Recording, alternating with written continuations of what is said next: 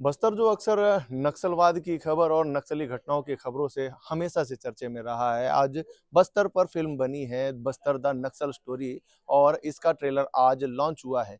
Trailer में कितनी कहानी जमीन से जुड़ी हुई है, ये तो पूरे फिल्म को देखने के बाद पता चलेगा। फिलहाल रायपुर के कलर्स मॉल में फिल्म की लॉन्चिंग हुई है और आज हम चर्चा करने जा रहे हैं बस्तर की उस फिल्म के बारे में कि इस फिल्म में क्या है। हमारे साथ जो फिल्म के निर्माता हैं सुदीप्तो सेन, वो जुड़ रहे हैं। आज हम उनसे चर्चा करते हैं। नमस्कार, मेरा नाम अमन भदौरिया है और आप बस्तर टीवी देख रहे हैं। था, लेकिन मैंने बड़ा हुआ तो इसी मूवमेंट के साथ, जानते हुए उस समय पे जब मैं जलपाईगुड़ी छोड़ के कोलकाता आया, तब मुझे याद है, मैं प्रेसिडेंसी कॉलेज की बाहर एक बरगद की पेड़ में 8 डेड बॉडी टांगे हुए देखा था। तो नेचुरली ये बचपन से जो चीज़ मैंने देखते आया हूँ, जिसके साथ बड़ा हुआ, तो उसके ऊपर इंटरेस्ट तो होगा।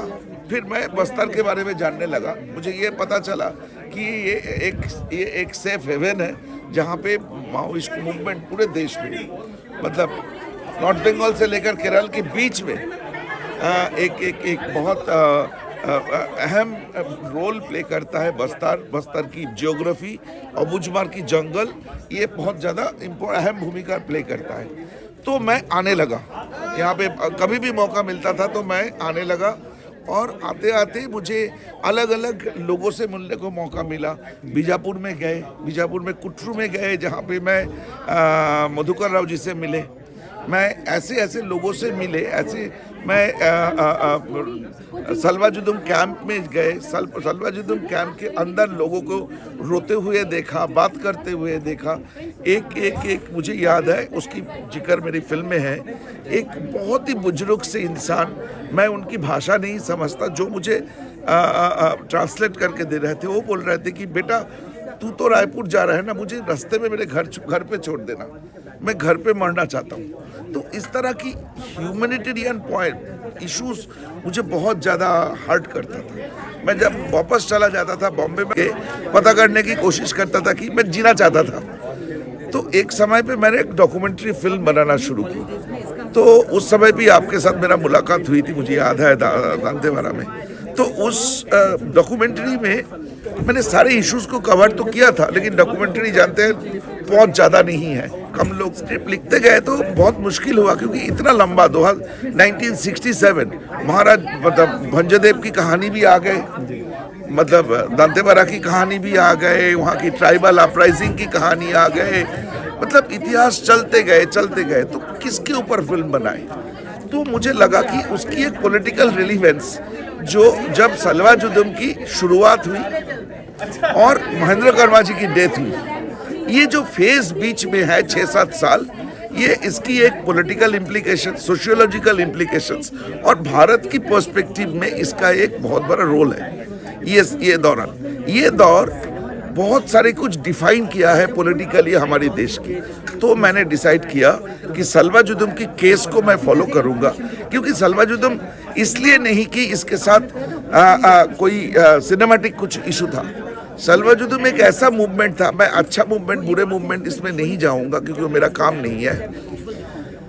एक ऐसा मूवमेंट पहले बार एक लोकल लोग, आदिवासियों ने, ट्राइबल्स खुद की लड़ाई लड़ने के लिए डिसाइड किए, सरकार के ऊपर डिपेंड नहीं की कि सरकार उन्होंने कोई मदद नहीं की।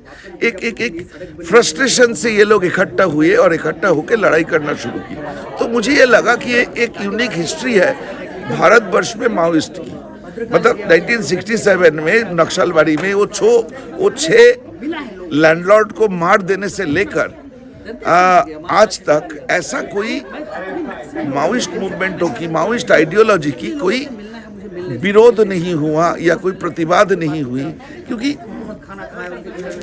अलग अलग समय पे इस मूवमेंट को, माओइस्ट मूवमेंट को वर्ल्ड वाइड एक मुझे मालूम है, जब माओइस्ट मूवमेंट की 100 साल पूरी हुई थी 2017 में, 1917 में रशिया में जब रिवॉल्यूशन हुआ था, बोल्शेविक रिवॉल्यूशन से 2017 में एक आर्टिकल निकला था वॉल स्ट्रीट जर्नल में, मतलब इंडिया की नहीं, वहाँ, और wall street journal left inclined एक मैगजीन है।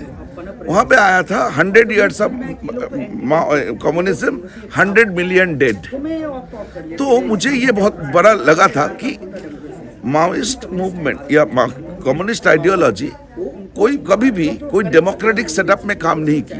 वो फ्यूडलिज्म के खिलाफ लड़े, कैपिटलिज्म के खिलाफ लड़े, लेकिन डेमोक्रेटिक सिस्टम में ये आइडियोलॉजी, पर्टिकुलरली भारतवर्ष जैसे जगह जहाँ पे यार 20 किलोमीटर में भाषा बदल जाता है, खाना बदल जाता है, आचार संहिता सब कुछ बदल जाता है, वहाँ पे एक होमोजीनियस आइडियोलॉजी कैसे काम कर सकता है। तो ये से शुरू हुआ था कि ये प्रतिरोध जो हुआ था, सलवा जुदुम की प्रतिरोध जो हुआ था ऑपरेशन ग्रीन हंट के टाइम में जो, तो मुझे एक समय पे लगा ये बहुत अच्छा इंटरेस्टिंग ह्यूमन स्टोरी है। तो यही मेरा उद्देश्य था ये फिल्म बनाने का।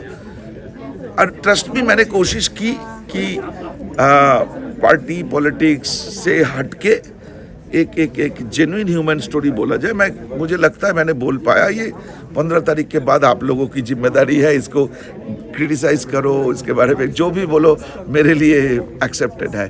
दादा, बस्तर तो इतनी कहानियां हैं बस्तर में कि किताब भी कम पड़ जाएंगी, तो क्या आप इस फिल्म के बाद कुछ और भी पार्ट लाने वाले हैं? नहीं, मेरा ऑनेस्टली ये सवाल मुझे भी वो कर रहा है। जब मैंने ये फिल्म बनाया उसके बाद मुझे लगा कि मैं बहुत और कुछ बोलना चाहता था।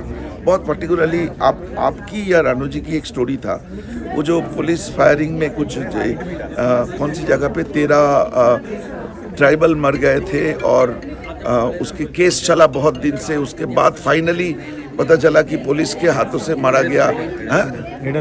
हाँ, वो इंसिडेंट्स मुझे बहुत हॉन्ट करता है।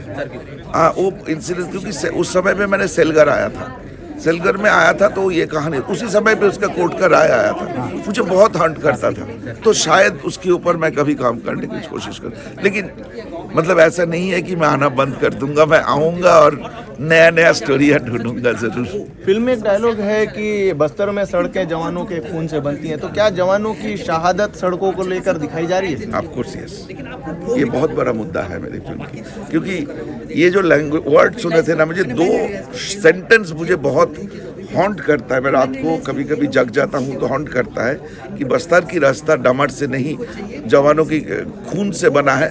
और दूसरा, जो महेंद्र कर्मा जी सुप्रीम कोर्ट के बाहर सलवा जुदुम केस हट जाने के बाद बोला था कि केस शायद हम जीत गए थे, लेकिन दिल्ली की पावर पॉइंट प्रेजेंटेशन हमें हरवा दिया। ये दोनों मुझे लगता है बस्तर के लिए एक बहुत इम्पोर्टेंट 2 फिलॉसफी है, तो ये दोनों को मैं कभी नहीं भूल सकता। तो आपने सुना सुब्रतो सेन जी को, और 15 मार्च को फिल्म लॉन्च होगी। फिल्म कैसी लगती है, फिल्म के बारे में आप क्या सोचते हैं, बताइए।